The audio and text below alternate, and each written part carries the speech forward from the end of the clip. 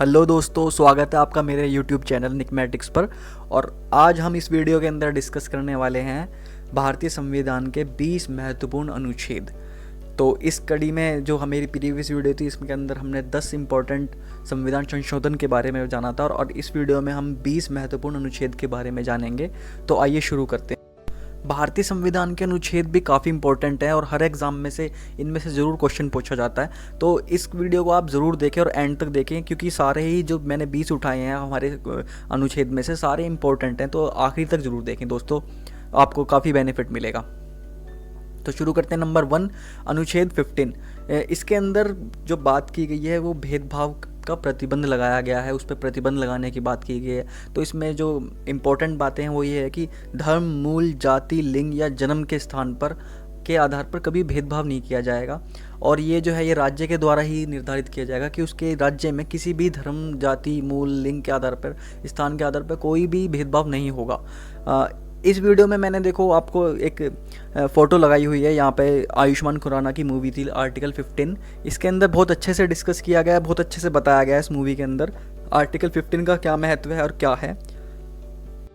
तो दोस्तों बात करते हैं नंबर 2 की। नंबर 2 के अंदर आर्टिकल 16 यानी अनुच्छेद 16 के बारे में जानते हैं थोड़ा सा, क्योंकि इसमें लोक नियोजन के विषय में अवसर की समानता, आरक्षण की व्यवस्था इसी अनुच्छेद में उल्लेखित की गई है। यानी कि जो आरक्षण मिलता है, आरक्षण की जो व्यवस्था है हमारे देश के अंदर, वो इसी अनुच्छेद के अंदर उल्लेखित की गई है। नंबर 3, अनुच्छेद 17। अनुच्छेद 17 बहुत इंपॉर्टेंट है हमारे आर्टिकल्स का, क्योंकि इसमें ही अस्पृश्यता का अंत एवं दंडनीय अपराध कहा गया। यानी कि जो छुआछूत और जो अनटचेबिलिटी जो है हमारे देश के अंदर चली आ रही थी, इसी को ही अबॉलिश किया गया इसी संविधान के हमारे आर्टिकल 17 के अंदर।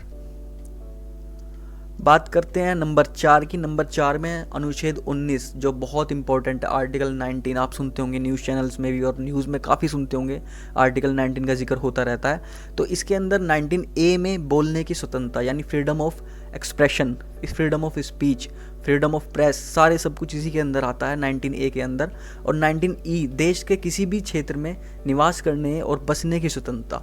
हाँ, देश में कहीं भी आप जाके बस सकते हैं, अपना घर बसा सकते हैं। हाँ, इसमें एक्सेप्शन ये था कि आप जम्मू कश्मीर के अंदर नहीं बसा सकते हैं और देश के किसी भी राज्य में जाके आप रहने की हमारी स्वतंत्रता है। तो ये स्वतंत्रता का बहुत ही एक हमारा जो मूल अधिकार है उसमें से बहुत इंपॉर्टेंट है 19 आर्टिकल 19A में जो फ्रीडम ऑफ स्पीच का जिक्र किया गया है ये बहुत इंपॉर्टेंट है और काफ़ी एग्जाम्स में पूछा गया है, तो ज़रूर इसे याद रखें। नंबर 5, अनुच्छेद 32। अनुच्छेद 32 हमारे संविधान का बहुत इंपॉर्टेंट अनुच्छेद है, क्योंकि इसके अंदर संवैधानिक उपचारों के अधिकार का उल्लेख किया गया है। इसी अनुच्छेद को डॉक्टर भीमराव अंबेडकर जी द्वारा भारतीय संविधान की आत्मा कहा गया है। Heart and soul of India आप सुनते होंगे, heart and soul of India इसी कॉन्स्टिट्यूशन के इसी आर्टिकल को कहा जाता है, जो बहुत इंपॉर्टेंट आर्टिकल बन जाता है क्योंकि डॉक्टर भीमराव अंबेडकर जी द्वारा इस आर्टिकल को बताया गया। और इसी आर्टिकल के माध्यम से हम सुप्रीम कोर्ट के अंदर 5 रिट्स जारी कर सकते हैं। जो हमारा मूल अधिकारों का अगर हनन होता है तो हम रिट्स जारी करते हैं सुप्रीम कोर्ट के अंदर। वो 5 रिट्स का जो जिक्र है वो आर्टिकल 32 के अंदर ही किया जाता है। नंबर 6, इसमें आर्टिकल 40 का जिक्र किया गया। आर्टिकल 40 जो है इसमें ग्राम पंचायतों का गठन किया गया है। तो ग्राम पंचायतों का जो जिक्र होता है वो आर्टिकल 40 में किया जाता है। नंबर 7, अनुच्छेद 44। अनुच्छेद 44 का जो महत्व है ये है कि समान सिविल संहिता का प्रावधान किया गया है भारतीय नागरिक के लिए, हर एक नागरिक के लिए civil code, uniform civil code का प्रावधान। बात करते हैं नंबर 8 की। नंबर 8 में अनुच्छेद 51 का है।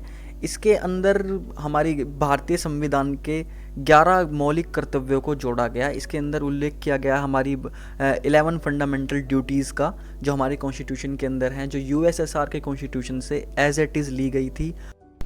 बात करते हैं नंबर 9 की। नंबर 9 के अंदर अनुच्छेद 52 है। अनुच्छेद 52 के अंदर इसके अंतर्गत बताया गया है कि भारत में एक राष्ट्रपति होगा, यह भारत का सर्वोच्च नागरिक होता है। दोस्तों आप जानते हैं हमारे वर्तमान में जो राष्ट्रपति हैं वो श्री रामनाथ कोविंद जी हैं। क्या आप मुझे कमेंट बॉक्स में बता सकते हैं कि हमारे देश के पहले मुस्लिम राष्ट्रपति कौन थे? ज़रूर बताइए दोस्तों। नंबर 10 के अंदर आर्टिकल 61 है। आर्टिकल 61 जो है हमारे संविधान का बहुत इंपॉर्टेंट है, क्योंकि इसके अंदर महाभियोग की प्रक्रिया का उल्लेख किया गया है। यानी इम्पीचमेंट, जो हमारे राष्ट्रपति के ऊपर महाभियोग लगाया जाता है, वो उसका जिक्र इसी में किया गया है। जब राष्ट्रपति संविधान के अनुसार किसी कार्य को नहीं करेगा तो उसके विरुद्ध महाभियोग का प्रस्ताव लाया जाएगा। महाभियोग में ये प्रक्रिया होती है कि राष्ट्रपति को हटाने का, राष्ट्रपति को उसके पद से हटाने की जो प्रक्रिया होती है उसे महाभियोग कहा जाता है। दोनों सदनों में से किसी भी सदन में लाया जाता है, हमारे लोकसभा या फिर राज्यसभा, या किसी भी सदन में लाया जाता है, एवं 2/3 से पारित होना चाहिए। यानी कि जो स्ट्रेंथ है हमारे लोकसभा और राज्यसभा के सदस्यों की, उनका 2/3 होना चाहिए। तो इसको प्रस्ताव को पारित किया जाता है, किसी भी सदन में ये लाया जा सकता है। तो बात करते हैं नंबर 11 की। इसके अंदर अनुच्छेद 63 का जिक्र किया गया है। अनुच्छेद 63 में इसके अंतर्गत हमारे भारत में एक उपराष्ट्रपति का पद रखा गया है।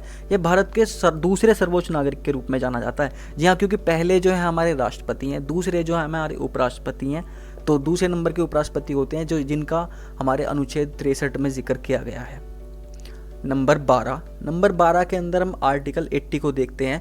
आर्टिकल 80 के अंदर इसके अंतर्गत राज्यसभा का उल्लेख मिलता है। जो राज्यसभा, जो हमारी देश की राज्यसभा है, उसका उल्लेख।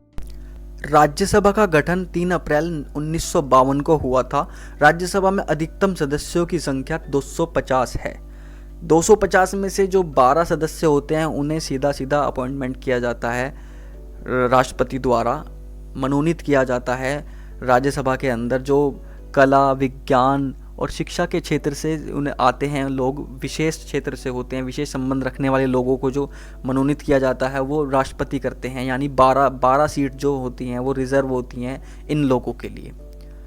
नंबर 13 में आर्टिकल 81, जिसमें बताया गया है कि लोकसभा, हमारे देश में एक लोकसभा होगी, इसका उल्लेख किया गया है। लोकसभा में अधिकतम सदस्यों की संख्या 550 है, जो वर्तमान में 545 है। जी हाँ, और जो 2 सदस्य थे हमारे एंग्लो इंडियन की, उनको अब समाप्त कर दिया गया है। 104वें संविधान संशोधन के माध्यम से जो 2 सीट एंग्लो इंडियंस की होती थी उन्हें समाप्त कर दिया गया है। इसीलिए ही पहले ये संख्या 552 हुआ करती थी। इम्पॉर्टेंट क्वेश्चन है ये, अभी करंट अफेयर का भी हो सकता है, इसलिए आप इसे ध्यान रखें। नंबर 14 के अंदर अनुच्छेद 124 का जिक्र है। 124 के अंदर इसमें एक सर्वोच्च न्यायालय होगा, यानी कि उच्चतम न्यायालय सुप्रीम कोर्ट का उल्लेख किया गया है। उच्चतम न्यायालय के अंदर हमारे सुप्रीम कोर्ट के अंदर एक चीफ जस्टिस होते हैं और बाकी जो हमारे होते हैं न्यायाधीश होते हैं। इसके अंतर्गत एक चीफ जस्टिस के साथ 33 जजेस होते हैं। तो टोटल संख्या हो जाती है 34, जो एक चीफ जस्टिस को इंक्लूड करके होती है। नंबर 15, इसके अंदर अनुच्छेद 153 है। इसके अंतर्गत भारत के प्रत्येक राज्य में एक राज्यपाल का पद रखा गया है। राज्यपाल यानी गवर्नर होता है, हर एक स्टेट में एक गवर्नर होता है जिसे अपॉइंट हमारे राष्ट्रपति करते हैं। इनका जो कार्यकाल होता है वो राष्ट्रपति ही निर्धारित करते हैं। इनका कोई ऐसा मुख्य कार्यकाल नहीं होता है कि मतलब 5 साल या 65 वर्ष की आयु। इनका कार्यकाल राष्ट्रपति ही बताते हैं कितने से कितने वर्ष तक होता है। एक राज्यपाल को एक से अधिक राज्य का राज्यपाल बनाया जा सकता है। जैसे आप रिसेंटली देखा होगा आपने, हमारे यूपी स्टेट के जो राज्यपाल हैं आनंदीबेन पटेल, इनको कार्यभार दिया गया मध्य प्रदेश का भी। तो ऐसा भी किया जाता है, एक से अधिक का दिया जा सकता है। नंबर 16 के अंदर अनुच्छेद 324 यानी कि इलेक्शन कमीशन ऑफ इंडिया, इसका गठन किया गया है, जो संसद और प्रत्येक राज्य के विधानमंडल, राष्ट्रपति, उपराष्ट्रपति आदि पदों के लिए निर्वाचन से संबंधित तथ्यों का उल्लेख मिलता है। यानी कि इलेक्शन कमीशन जो है हमारे देश का, वो आर्टिकल 324 के अंदर ही पाया जाता है। निर्वाचन आयोग में एक निर्वाचन आयुक्त यानी चीफ इलेक्शन कमिश्नर और 3 निर्वाचन आयुक्त होते हैं, यानी टोटल संख्या 4 हो जाती है। दोस्तों, क्या आप बता सकते हैं हमारे वर्तमान में CEC कौन है, यानी चीफ इलेक्शन कमिश्नर हमारे देश के इस समय पर कौन है? प्लीज़ कमेंट बॉक्स में बताइए। नंबर 17 की बात की जाए तो इसके अंतर्गत अनुच्छेद 343 है। 343 के अंदर हम देखते हैं कि राजभाषा आयोग का उल्लेख मिलता है। राजभाषा का तात्पर्य है राजकाज की भाषा से, और हमारे देश में जो राजभाषा है वो हिंदी है। हिंदी को हमारी राजभाषा कहा जाता है। जी हाँ, हमारे देश में कोई राष्ट्रभाषा नहीं है, लेकिन राजभाषा जो है वो हमारी हिंदी है। 14 सितंबर 1949 को इस राजभाषा के रूप में घोषित किया गया था, लेकिन इसे संपूर्ण मान्यता जो मिली थी संविधान में 26 जनवरी 1965 को मिली थी।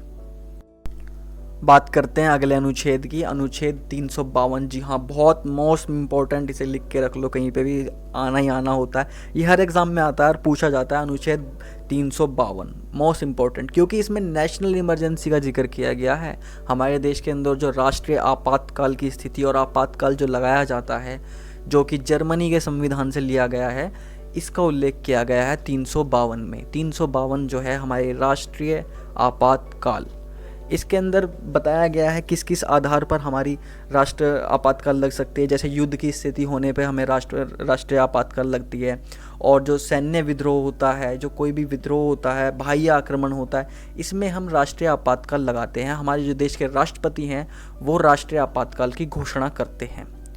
तो दोस्तों ये बहुत इंपॉर्टेंट है, इसको ज़रूर याद करें। आर्टिकल 352 तो आपकी ज़ुबान पे होना चाहिए।